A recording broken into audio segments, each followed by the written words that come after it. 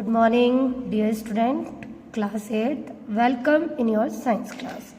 Students, I have completed your explanation part of your first lesson, crop production and management, and short question answer also. In this video, we will do our long question answer.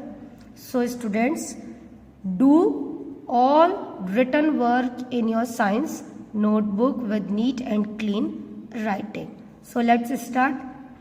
बेटा कुछ questions मैंने cut किए हैं because they are very long question answer and number also. ठीक है, कुछ questions आपके answers काफ़ी ज़्यादा बड़े हो रहे हैं और साथ ही बहुत सारे हैं, तो मैंने कुछ क्वेश्चंस आपके कट करा दिए हैं. ठीक है, नंबर डाल दिए, उसके अनुसार ही आप करेंगे इसको. फर्स्ट है आपका, how do we separate healthy seed from a mixture of a seeds. बेटा इसमें ये है कि how can we separate healthy seeds and disease seeds, है ना, कि आप जो बीमार बीज हैं यानी कि खराब है और हेल्दी जो सीड है अच्छे बीज है, उनको आप कैसे सेपरेट करोगे. तो इसमें आप एक्टिविटी के थ्रू बता रहे हैं. Take a glass bowl with some water, put some wheat grains in the bowl, leave them undisturbed for some time. You can see that some seeds are settled down at the bottom while some float on the surface. It shows that the seeds which are healthy settle down at the bottom due to their weight, and lighter seeds are damaged and become lighter, so they float on the surface of the water. In explanation part, when I was explaining healthy seeds and disease, so you will take a glass bowl या और beaker. आप एक कांच का bowl ले लीजिए या कोई बीकर ले लीजिए. Put some seeds of grain, any grain like wheat, rice, कोई सा भी आप ले सकते हो. उसको कुछ टाइम के लिए ऐसे ही छोड़ दीजिए. ठीक है, तो क्या होगा, जो हेल्दी सीड्स हैं वो बॉटम में जाके बैठ जाएंगे. जो डिसीज सीड्स है ना, बेकार सीड है, डैमेज सीड, वो क्या होंगे, फ्लोट पर, सरफेस की फ्लोट पर, किसकी, वाटर सरफेस की फ्लोट, उस पर फ्लोट करना शुरू कर देंगे. So we can separate easily healthy seed from a mixture of seed. Okay, now your second question is, what is intercropping, name a few crop cultivated as a intercrop. इसमें आपको बताना है इंटरक्रॉपिंग क्या होती है और उनके कुछ एग्जाम्पल्स आपको बताने हैं. ठीक है, a crop sown and harvested in between two major crops, example trifolium, berseem, alfa और सिबेनिया. ऐसी क्रॉप्स जो दो क्रॉप्स के साथ बोई जाती है और काटी जाती है, जैसे बरसीम, ट्राइफोलियम, ये एनिमल क्या है, एनिमल फीडिंग के लिए होता है, चारा है. ठीक है, और अल्फा, सिबेनिया, ये सब. फिर आता है आपका next question, what is rotation of crops, how is it similar और dissimilar to intercropping. Crops rotation क्या होता है और ये किस तरीके से इंटरक्रॉपिंग के साथ सिमिलरिटी और डिसिमिलरिटी को शो करेगा. Leguminous crops in between to serial और वेजिटेबल क्रॉप. देखिए, जो आपका क्रॉप रोटेशन होता है उसमें लेग्यूमिनस क्रॉप्स को दो सीरियल या वेजिटेबल क्रॉप्स के साथ बोया जाता है, बीच में उनके साथ. जैसे कि आपने अगर एक बार सीरियल्स बो दिया, फिर लेग्यूमिनस प्लांट्स को बो दो, फिर वेजिटेबल्स को बो दो. ठीक है, तो टू सीरियल्स क्रॉप्स हो या वेजिटेबल क्रॉप्स के बीच में. ठीक, इंटरक्रॉपिंग में क्या होगा, एक साथ एक ही समय में क्रॉप्स, दो क्रॉप्स को एक साथ बोया जाएगा. जैसे कि आपको ट्राइफोलियम के साथ के लिए बताया था, खरीफ के साथ आप बो सकते हो या राबी क्रॉप के साथ आप बो सकते हो. नेक्स्ट क्वेश्चन है आपका, give the advantages and disadvantages of using chemical fertilisers for the cultivation of crops. Advantages और डिसएडवांटेजेस, फायदे और नुकसान बताने हैं फर्टिलाइजर्स के जो आप क्रॉप कल्टीवेशन के लिए यूज करोगे. ठीक है, तो फर्टिलाइजर्स के क्या फायदे होंगे, एडवांटेजेस क्या होंगी और उसके नुकसान यानी कि डिसएडवांटेजेस क्या होंगी. फर्टिलाइजर्स के advantages, it is rich in specific nutrients, so requirement is small quantities and they are highly hygroscopic in nature. Fertilisers क्या होते हैं? इनमें सफिशिएंट अमाउंट में न्यूट्रिएंट्स होते हैं, little amount is required for crop production, थोड़ी सी ही amount काफ़ी होती है। हाइग्रोस्कोपिक का मतलब कि ईजिली वाटर के साथ मिक्स हो जाते हैं, डिजोल्व हो जाते हैं और सॉइल में काफ़ी गहराई तक चले जाते हैं, ठीक है। Disadvantages, it does not contain any humus.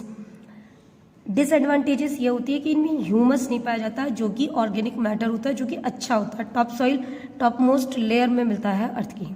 साथ ही जो फर्टिलाइजर्स होते हैं ये वाटर पोल्यूशन को भी लीड करते हैं, ठीक है। अब आता है आपका question number 7, why should we make use sprinkler और drip for irrigating crops instead of flood irrigation? हमें क्यों स्प्रिंकलर और ड्रिप इरीगेशन मेथड को अडॉप्ट करना चाहिए, फ्लड इरीगेशन को नहीं? तो बेटा ये मैंने आपको बताया था कि in sprinkler and drip system water wastage is avoid, जो वाटर की वेस्टेज है उसको हम रोक सकते हैं, है ना। क्यों? क्योंकि जो फ्लडिंग की जाती है खेतों में उसकी वाटर की वेस्टिंग होती है, क्योंकि इवेपोरेशन रेट होता रहेगा, है ना।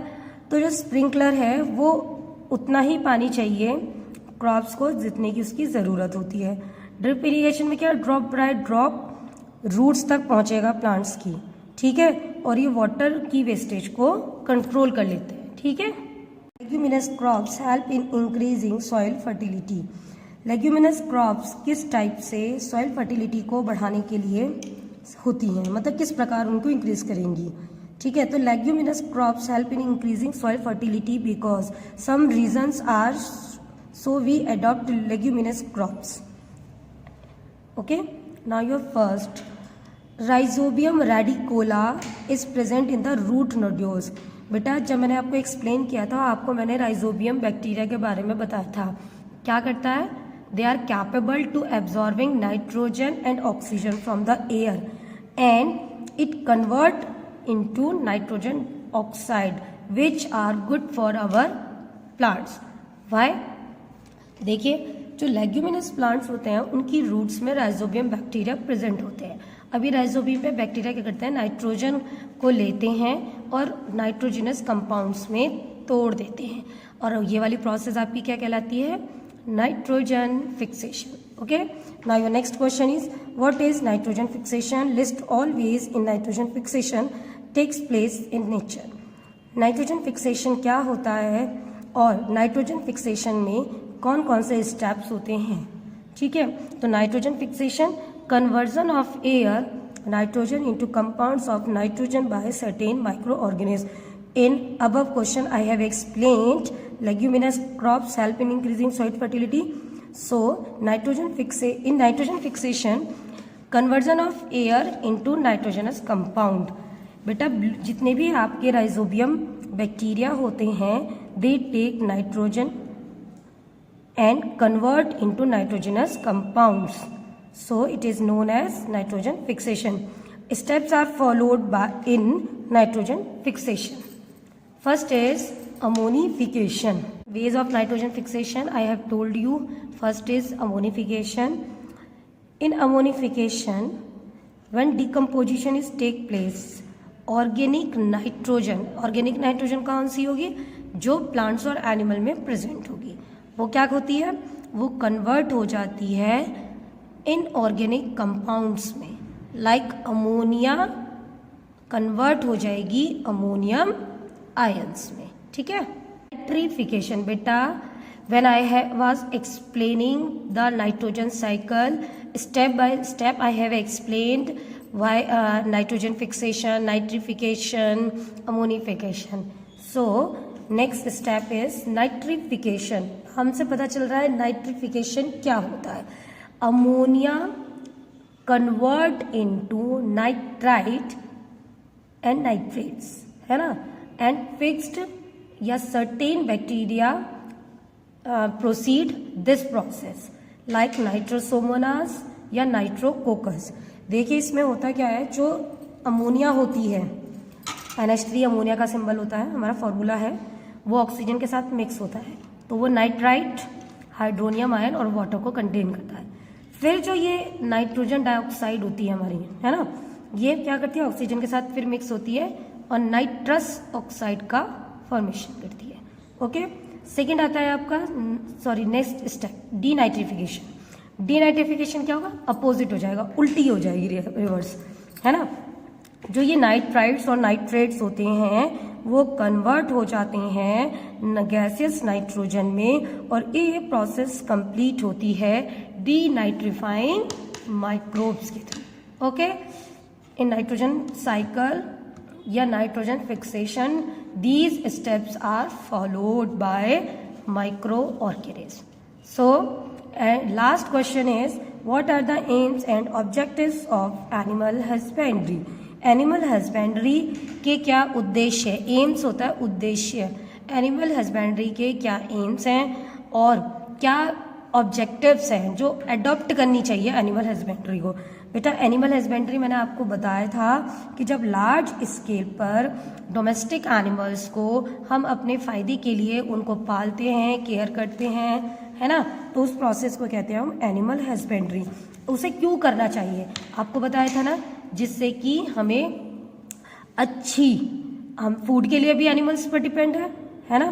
तो to produce animals with high feed conversion rate, to produce animals with high growth rate, early maturity, to produce animals that can adapt to varied climatic conditions, to produce animals that are resistant to disease and parasites। हमें ऐसा क्यों करना चाहिए, देखिए food के लिए भी हम एनिमल्स पर डिपेंड हैं, एक लार्ज अमाउंट में, बहुत बड़ी अमाउंट में जो वर्ल्ड की पॉपुलेशन है वो एनिमल्स पर डिपेंड है। ठीक है, जो भी आप दूध पी रहे हो और पैकेट में जो आपका दूध या घी दही जो भी आ रहा है वो ऐसा तो नहीं आपको मिल जाएगा, तो वो किस तरीके से उसमें एनिमल्स वगैरह को पाला जाता है, उनकी केयर की जाती है, उनको अच्छी देखभाल की जाती है, उनको टाइम टाइम पे दवाइयाँ, उनको वैक्सीनेशन किया जाता है, जिससे वो हेल्दी बने रहें, ठीक है, और बीमारी से बचे रहें। Okay, now your long question answer is finished now. So you will do in your science notebook with neat and clean writing. Okay, bye.